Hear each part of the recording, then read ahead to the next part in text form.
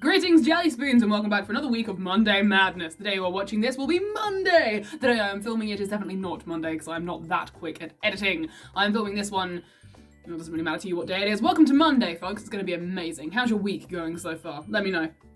Today I am going to be creating 4 D&D playable characters, and I'm going to be basing them on 4 different characters from my favourite story in the entire world, Peter Pan. Obviously, this is completely subjective, and it is my opinion. If you have a different idea, please chuck your ideas down in the comments below, and feel free to write me lengthy paragraphs explaining why you disagree with me. I enjoy those quite greatly. However, I will point out that as a Peter Pan hobbyist and obsessionist since I was a small child, I do know rather a lot about Peter Pan and the lore of the Neverland, and therefore my word is in fact law. I am joking, of course. You are all entitled to your own opinions. So I'm going to finish this, and then I will tell you the 4 characters that I am going to be making into Dungeons & Dragons playable characters. Alright, after this quick word from my sponsor. Once again, my sponsor is myself. If you would like to support me in my chaos and creative journey, then you can support me on my Ko-fi or my Patreon page. If you'd like to subscribe here on my YouTube, then awesome, please do that. I also have a TikTok following, and I also have Instagram, and I think Twitter somewhere, though I haven't been on there for a hot minute. And if you'd like to support me even more, then you can join me on my Ko-fi or my Patreon page. This year, as you may be aware, I'm embarking on a 1-year movie project. By the end of the year, I will have created a short movie about my favourite subject of all, Peter Pan and the Neverland. If you guys would like to get in on that, anyone this year who supports me on Ko-fi or Patreon will get to design their very own little creature, like a fairy or a gnome or whatever, and I will make that for you based on what you decide, and I will stick it into my movie as a background character, and you'll get to enjoy that. And anyone who is on my Ko-fi can also enjoy my commissions! If you go to my commission section on my Ko-fi page, then you can ask for a personalised in-character message for your very own or for somebody else as a gift. I get quite a lot of birthdays at the moment. Currently on offer are the characters Mollymauk, Tea Leaf, Lucien, the Nonagon, Kingsley, Tea Leaf, who we absolutely adore, Peter Pan, of course, and Puck from A Midsummer Night's Dream. So if you'd like any of those, hit up my Ko-fi commissions pages. And of course, if you'd like to chuck me support as and when you would like to, my Ko-fi is open for that as well. If you'd like to be in a more committed relationship with me, welcome. Then you can toddle over to my Patreon from, I think, $3 it starts with and goes up to like 10 or something. Anything like that you can support me with on my Patreon. You get bonus perks and everything if you join my Patreon as well. You get to pick things like last month you guys got to vote on what colours I used for my puppet's eyes and stuff like that. You guys get loads of behind the scenes stuff as well, so welcome to my Patreon. Come and join us in the craziness. And also at the end of the year, my Patreons will get to pick some of the creatures from the movie and I'll send those out so that you guys can keep those as well. Alright, so basically, support me, follow me, subscribe, all the things. Yes, let's do this. Video time! Alright, so what 4 characters am I going to be making today? Well, I have chosen the 4 most popular ones from my comment sections. I'm sorry if one of the characters that you really love is not in there. I'm just going for the ones that I think will get the most traction. I apologise for this, and also Peter Pan is my favourite, so of course he's in there. So, the 4 characters I am going to be making as D&D player characters today are, number 1, Captain Hook. Number 2, Peter Pan himself, of course. Number 3, Wendy Darling. And number 4, Tinkerbell. If you have any other suggestions, chuck them down in the comments below and I'll let you know how I might have made those characters as well. But for now, let's focus on the big 4. Let's go. Starting with number 1, Captain Jas Hook. As I make each of these characters, I'm going to be focusing on 4 different things. Number 1, their class. Number 2, their race. Number 3, their alignment, because I find alignments fun. And number 4, their background, because backgrounds are hella fun, y'all. Alright, so, Captain Hook, what would his D&D class be? I had a read through all of the classes, including the extra ones not in the player's handbook, and to be honest, I think I've decided. Captain Hook is a fighter. Specifically, he is a 2-weapon fighter, and his archetype is Battle Master. His 2 weapons are, of course, his hook in his right hand and his sword or whatever he happens to have in his left hand as well. He is very adept at fighting with both, and of course he had to retrain himself to use the sword in his other hand after his right hand was chopped off by Peter Pan, so big props to the guy for doing that. One of the bits of lore about fighters is that they have martial techniques passed down through generations, and that of course fits with the character from the play and the novel of James Hook. He was trained under Blackbeard and acted as his bosun for a while, and he also learned some very specific techniques from Long John Silver. We don't know exactly what his training was at Eton, but I would imagine they're definitely taught some sort of fighting at that school. The Battle Master is described as not just being a swordsman, they're also very good with history and calligraphy and artistry, and that also describes Captain Hook as well. You can tell he's very learned and eloquent just in the way that he speaks. He is definitely a student of history, and the way he holds himself and likes to dress himself, I think all of that works as well. Know your enemy is also a fun part of the fighter battle master thing as well, because it means that you can study your enemy and learn bits about them and use that to your advantage. Hook demonstrates doing this in the book and the play. He does it with Tiger Lily, he does it with the Lost Boys, and with Peter, and some of his own men as well. So altogether, I think I am very happy to have Captain Hook, the D&D player character's class, as fighter, two-handed fighting, and battle master. Moving on to his race then. Now, it would be very easy to just say, oh, well, he's a human, so he's a human. However, I want to be a bit more interesting than just that. So, Captain Hook, I have decided, after extensive reading of all the available races, and my god, there's a lot now, I have decided Captain Hook is actually a half-elf. Quick reminder, this is not canonical. Canonically, Captain Hook is human. This is for D&D purposes. Don't want nobody quoting me out of context saying, Captain Hook's a half-elf. No, none of that. The half-elves are described as walking in two worlds, but not belonging to either of them. This is actually very synonymous with Hook himself, because he is of a different caste than his crew, considers himself both above them and very alone even when he's amongst them. He is a pirate and he is against the law, but he is also above and different to everyone else as well. So yeah, Hook's not just between two worlds, but between several, I think. Of course, he also gets a charisma increase, which is just... yes. Half-elves are also described as having the human ambition and inventiveness, but with the refined taste and the artistic sense of the elves. And once again, I think that describes Captain Hook down to a T. Alignment, then. I debated this one, I'm not gonna lie. This one took me a little while. It would be very, very easy to just lump Hook as evil. And ultimately I did, but I'll tell you what I was torn between. I was torn between lawful evil and lawful neutral. I was torn towards neutral for a little while just because he's not wholly evil. He's not just this one-note evil character, and he does have a lot of nuances there, and particularly from things in his past, he hasn't just grown up being evil, he has slowly turned into the villain, for lack of a better word. But ultimately, I am making this Hook character based on who he is at the present time, and so yeah, I have gone for lawful evil. He holds himself to near impossible standards of good and bad form. He operates under a fairly strict regime of rules that he has learned and had drilled into him, and he has his own with his crew as well. And while he does sometimes twist the rules to benefit himself, ultimately I do lean him towards the lawful side of evil rather than chaos. Alright, let's finish this character off and give Captain Hook a background. No, I have not given Captain Hook the background of pirate. Let me explain. I've given Captain Hook the background of cloistered scholar. And this is because, hear me out, Captain Hook's Eton education is more important to his character than his being a pirate. He would still be Peter Pan's foe. He would still hate him just as much. He would still meet his demise in a very similar way. He would still kidnap all the lost boys. He would still do all the things that he does, even if he wasn't a pirate. The fact that he is a pirate is almost inconsequential. It does mean that he has the ship and he has the crew, but in terms of his personality, he's almost a pirate out of circumstance. His Eton education made his personality how it is. Hell, in the play, the last words he shouts as he falls to the crocodile are Eton School's motto, Floriet Etona. Part of the cloistered scholar background also means you get library access, and Hook did take lots of books out of libraries. He enjoyed reading, he has a thesaurus on his ship, and in one of Barry's speeches where he talks about Captain Hook at Eton, he describes how he went to the different schools and universities and all the libraries, and his name can be seen in several books that he's taken out over the years. He definitely was interested in reading and learning, and so I think library access definitely fits his character. Whether as a pirate captain he would now be allowed into the libraries is up for debate, but hey, that could be a fun part of your character journey in D&D. You stroll up to the library nice and confidently and get turned the fuck away. Because D&D is more fun when it's a challenge. So then, character 1 is done, Captain James Hook. As a D&D playable character, I have put Captain James Hook as a fighter, specifically two-handed and battle master. He is a half-elf. His alignment is lawful evil, and his background is cloistered scholar. Alright, let's move on to my favourite character, Peter Pan. I'm wearing brown for Peter Pan. It is a... it's a compromise. I'm not wearing green. Well, hang on, this is green. Oh, forgot about that. Well, I've got some green and I've got sort of reddy brown. So we're covering all the bases with Peter Pan right now. Alright, let's make my favourite character of all time into a D&D playable character. I will admit right off the bat that Peter Pan is almost impossible to pin down into a D&D character. It's part of why I like him so much. You can't define him like that. I mean, arguably all of these characters, they've got some leeway and you can change your mind and have different opinions, but Peter Pan is the most difficult, and I spent the longest time trying to work out where I would put him. So I will put a little bracket before this that just says, this is not perfect. This is as close to Peter as I feel I could get with my knowledge of him and his lore and stuff, but it's still not right. And I would also talk to the DM about getting him an item which means he can fly. So boots of flying, you know, something like that. Something that means he can fly, even if it's just for an hour every day, you know, something. So he's got that. All right, that being said and done, let's make Peter Pan. Starting with his class then, and this may sound strange, so bear with me. I have put Peter Pan's class as a ranger.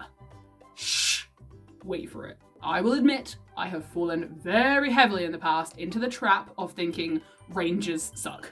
I have watched Vex do it well, and I have still thought, God, I would never want to play a ranger, read through the book and gone, no. However, I was wrong. This is me admitting to it right now. Me, Maucus Noise, I was incorrect. Rangers are in fact awesome! Okay, so Peter Pan as a ranger. Specifically, he would be dueling. He's not going to be shooting archery. Peter Pan can fire arrows, but it's not predominantly something we associate with him. So I will have him, you know, wielding swords, maybe one, maybe two, daggers, that kind of thing. However, he is also a Fey Wanderer Ranger. See, it's getting cool. And here the reason I have chosen Ranger all makes sense. So the Fey Wanderer Ranger is described like this. Fey mystique surrounds you. I mean, yep.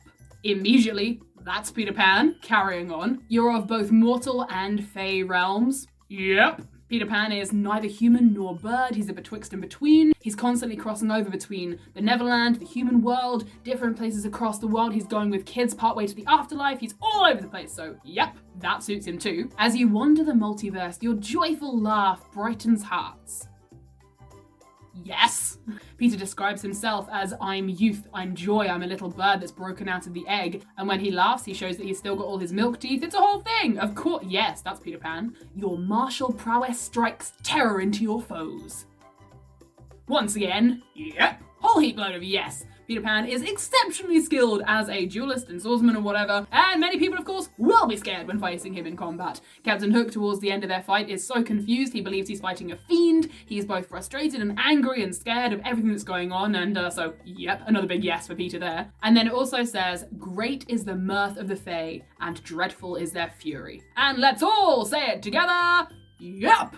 The Fey Wanderer Ranger also gets Dreadful Strike, where you get to do psychic damage on a hit, and particularly if you look at the last battle that Hook and Peter have, Captain Hook can't actually see Peter very strongly at all. He sees him as like a mote of dust dancing in the wind, and Peter keeps nicking him with his sword and stuff, and I think that could work very well in terms of you're doing psychic damage to your enemies, and that's the kind of thing. They could be confused as to where you are, and yeah, that works. You've also got things like Otherworldly Glamour, Beguiling Twist, and the ability to Misty Step in and out of the Feywild. All of that, yes. Moving on to race then, and this was tricky. Again, Peter Pan used to be human, but is not anymore. He is also not a bird, he doesn't have wings, I didn't want to make him a winged creature.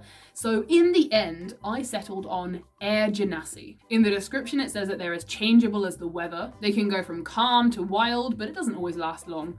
That, I think, describes Peter quite well. He is very excitable, he hops from one thing to the other. His emotions can burst from excitement to curiosity to confusion to sadness to anger. They can bounce all over the place like that, so that definitely fits. It also says that the Air Genasi can have a sort of faint, constant breeze around them, and I like that for Peter. It sort of plays into the fact that he does fly and he can take to the air whenever he wants to. And also, canonically, Peter has no weight to him whatsoever. That's a deadly secret, you're not allowed to know that. And another thing the Air Genasi can do, of course, is I think it's called Mingle with the Wind, where you can levitate. So that can count as part of the flying for Peter as well, within the context of this D&D game. Of course, it'd be unfair to make him just be able to fly all the time, and he doesn't fly all the time. He does spend a great deal of his time on the ground and bouncing around too. He's very nimble on his feet. He doesn't always have to be in the air, so I think having a combination of that would be very good. Obviously, he'll have a very, very high dexterity, acrobatics, athletics, that kind of thing. Moving on to his alignment then. So, Peter Pan, quite simply, is, the same as myself, chaotic neutral. And I will not explain. So lastly, we have his background. This took a while, but when I found the right one, that was it. Fey Lost. Now, Peter Pan, of course, ran away from home the day that he was born and stopped being a human when he was 7 days old. This fits in with the Fey Lost description, which says, you grew up in the Feywild after disappearing from your home plane as a child. And I don't think it can get more aligned than that. Peter Pan, in his backstory, as a baby, out the window, gone. Feywild, there we have it. You also get proficiencies or just a bonus in your deception and your survival. Survival matches Peter because he uses that quite a lot in the Neverland. He tracks the crocodile down to find out what the time is, and he uses it for stealth at the end of the story. When he's going from the home under the ground to the Jolly Roger, he manages to stealth his way all the way there by going through the forest. So definitely survival and deception. Just a yes. For Peter's Fey mark then, I actually chose 2 just to be cheeky. Number 1, I chose that the eyes are coloured with iridescent colours, and for number 2, I picked that his skin shimmers in the moonlight. I think both of those go for his otherworldly nature, and I just like the idea, so Peter Pan has sparkly eyes and sparkly skin.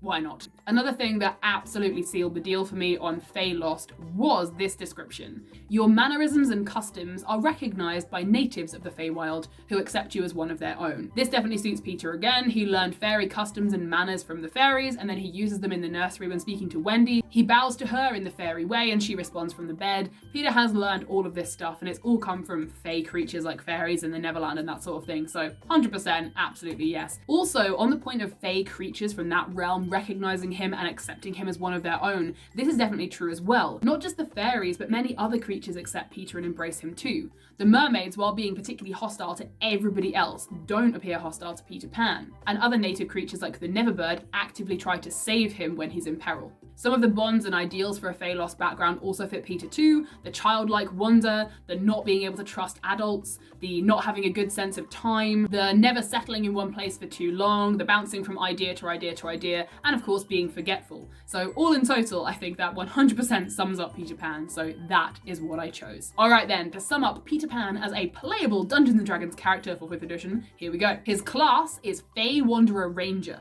His race is Air Genasi. His alignment is chaotic neutral, no explanation required, and his background is Fey Lost. Alright, we've done Peter Pan and we've done Captain Hook. Let's move on to Wendy Darling. I don't really own very much that's white, like Wendy's nightdress, or blue, like the nightdress we've all come to associate with her, so I'm wearing my Caleb scarf. Just go with it. So, Wendy Darling as a D&D playable character. Her class was so tricky, and I bounced around a lot. I started on Wizard, I ended up on Bard, I went to Sorcerer for a while, I considered Warlock with Peter being her patron, and eventually, after reading a lot of descriptions, I landed on Cleric. Specifically, Wendy Darling is a Peace Domain Cleric. Peace Domain Clerics would often be asked to arbitrate in disputes. Wendy Darling does this a lot, not just with her own brothers, but her parents as well, and the Lost Boys on the Neverland. Peace Domain Clerics are also able to draw people together and help them. Wendy Darling definitely does this too. While Peter may disagree, and also may be lying about disagreeing, the Lost Boys would all argue that Wendy improved their lives. The thought of Wendy Darling leaving them at the end of the story had most of the Lost Boys saying it'll be worse than before she arrived, because she had improved everything so much and made them all so happy. I would also choose that her proficiency would go into performance, but I will explain that more when I talk about her background. Peace Domain Clerics also get access to the Emboldening Bond, where you can bind allies together who are peaceful to you and they all get perks and stuff like that. And I think that's very in keeping with Wendy Darling as well. At higher levels, she would also get access to the Balm of Peace, meaning that just her mere presence is a calming and peaceful thing. Again, you can see this in how she behaves and talks with her family, her brothers, and the Lost Boys on the Neverland, Peter too to a certain extent, and a little bit with the pirates as well. Let's move on and talk about her race. The race is very simple, I didn't go too out of the box for this. Wendy Darling is a human. I would happily put her as an elf, a half-elf, anything like that, and I feel like as a character, it almost doesn't matter what she is, but for me in this interpretation, I'm putting her as human because, as many people keep pointing out to me, humans aren't all bad and they do have some perks, and I think that Wendy Darling is a very good character to use to embrace all of the perks that humans do actually have in the game. Humans in D&D are also described as being almost the younger of the races, and they're quite new to the world as a whole, and I think that would definitely work in terms of her D&D character being brand new into this world, particularly when you've got characters like Captain Hook, who are not only older than her as a grown-up, but also older than her by potentially 100 years or so. And then you've got Air Genasi like Peter Pan, who are sort of unearthly and off floating around causing chaos. For her to be human and to be quite happy being human and still get to go through the world, yeah, I think that's very Wendy Darling. Her alignment wasn't too difficult. I have put Wendy Darling as lawful good. This is for a similar reason to Captain Hook. He likes to follow a certain set of rules and that's what he holds himself to while he's lawful evil, and Wendy is doing it in a good way. She's always trying to do the best thing for everyone around her, but she's doing it while adhering to a set of rules and particularly structure that she has learned and she knows can work. But despite what some adaptations might have you believe, Wendy's rules aren't boring. These are all things she brings in to try and help and aid the lives of the Lost Boys and Peter Pan and her brothers. She also has a great sense of curiosity and adventure, a very good sense of what is right and what is wrong, and she has a really deep and passionate connection with home, which eventually leads her to go back there. And now we come to the last section about Wendy Darling, her backgrounds. And now I will explain why I gave her proficiency in performance. The background that I have given Wendy Darling is entertainer. Specifically, storyteller, entertainer. Now, if you have read the play, read the book, seen any media to do with Wendy Darling at all, I expect you will know why I did this.